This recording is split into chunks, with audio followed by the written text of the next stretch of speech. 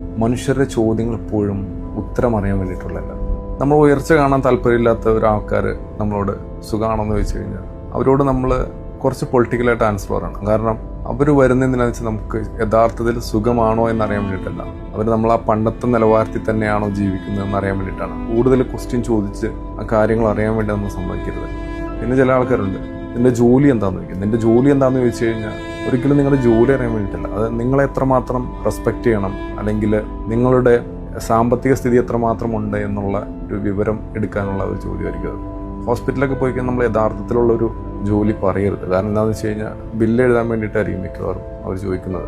അതുപോലെ തന്നെ ഒരാളെ നമ്മുടെ അടുത്ത് വന്ന് ചോദിച്ചു കഴിഞ്ഞാൽ അവനല്ലെങ്കിൽ അവൾ എങ്ങനെയുണ്ടെന്ന് ചോദിച്ചു കഴിഞ്ഞാൽ നമ്മളൊരു കാരണവശാലും ആൻസർ പറയരുത്.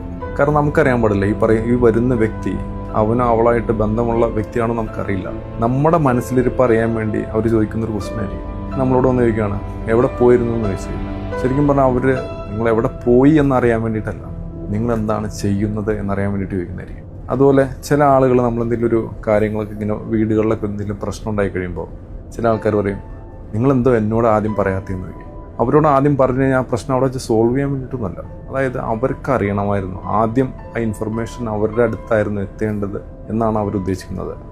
പലപ്പോഴും നേരിട്ട് വയസ്സ് ചോദിക്കരുതെന്ന് പറയും. അപ്പോൾ അതിന് പകരമായിട്ട് കുട്ടിക്ക് എത്ര പ്രായമുണ്ടെന്ന് പറയും. അപ്പോൾ കുട്ടിക്ക് എത്ര പ്രായമുണ്ടെന്ന് വെച്ച് കഴിഞ്ഞാൽ നമ്മുടെ ഏജും അവർക്ക് ഏകദേശം കണക്കാക്കാൻ പറ്റും.